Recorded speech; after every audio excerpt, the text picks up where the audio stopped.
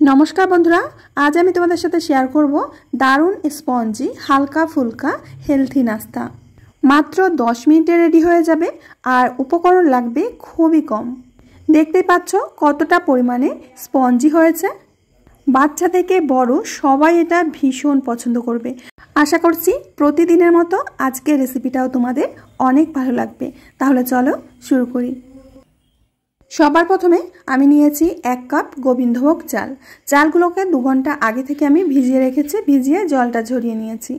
एखन एकटा mixing jar नियेछि, एई mixing जारेर मধ্যে चालगुलो दिए दिচ্ছি। তোমরা চাইলে এই রেসিপিটা যে কোনো চাল দিয়ে করতে পারো। এখন এর মধ্যে দিয়ে দেব হাফ কাপ সুজি, দিয়ে দিচ্ছি 1 কাপ টক দই।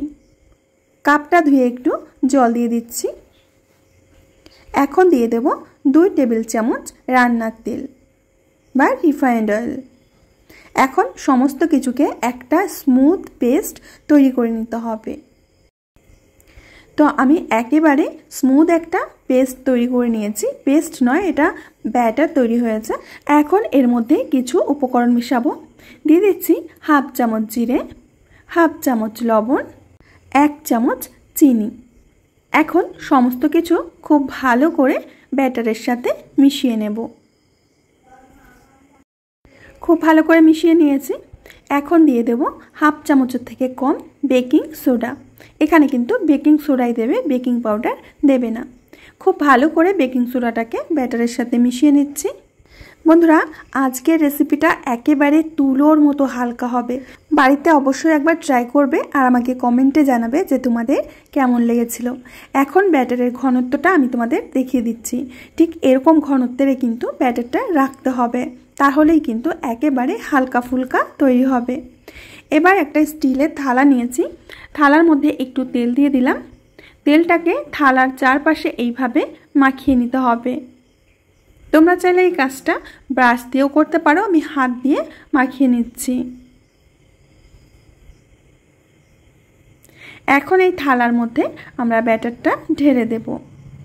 ব্যাটার এখানে আমার একটু বেশি হয়ে গেছে, যেহেতু এটা ফুলে যাবে পুরো থালা ভর্তি করে দেওয়া যাবে না। যেটুকু রয়েছে এইটুকু আমি একটা প্যানকেক বানিয়ে নেব। আগে থেকে একটা কড়াইতে জল ফুটতে দিয়েছিলাম আর একটা স্ট্যান্ড বসিয়ে দিয়েছি। এখন এই স্ট্যান্ডের পরে থালাটা খুব সাবধানে বসিয়ে দিলাম। এবার এর উপর থেকে আমি একটু লাল লঙ্কার গুঁড়ো মানে ঝাল লঙ্কার গুঁড়ো দিয়ে দিচ্ছি।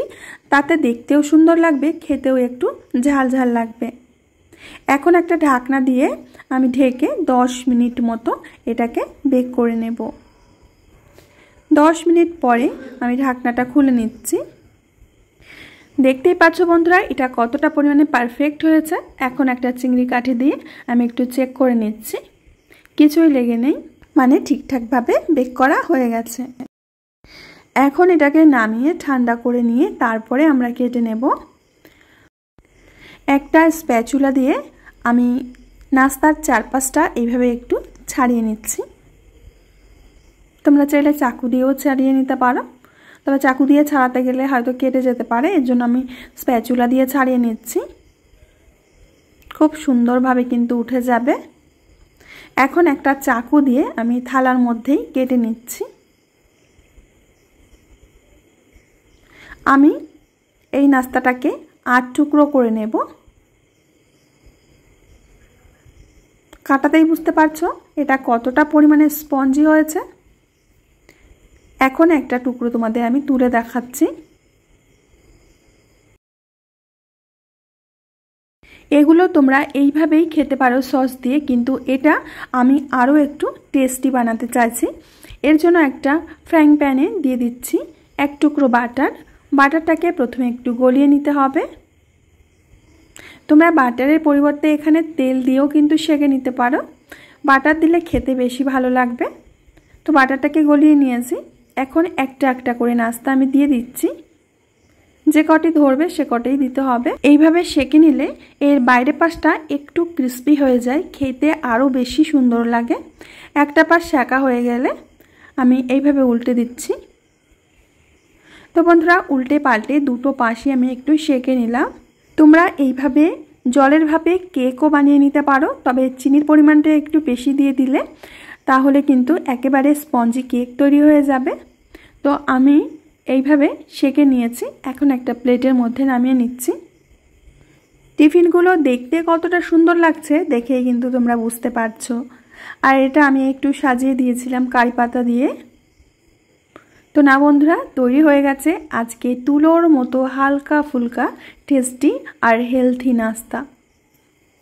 এখন আমি তোমাদের একটা ভেঙে দেখাচ্ছি, মানে ছিঁড়ে দেখাচ্ছি যে ভেতরটা কতটা জালিদার হয়েছে, স্পঞ্জি হয়েছে। আশা করছি বন্ধুরা আজকের হেলথি নাস্তাটা তোমাদের কাছে অনেক ভালো লেগেছে। ভালো লাগলে অবশ্যই বন্ধুদের মধ্যে শেয়ার করবে। আমি আজকে এখানেই বিদায় নেব, আবার আসবো নতুন রেসিপি নিয়ে। ততক্ষণের জন্য সবাই ভালো থেকো, সুস্থ থেকো, সকলকে সুস্থ রেখো।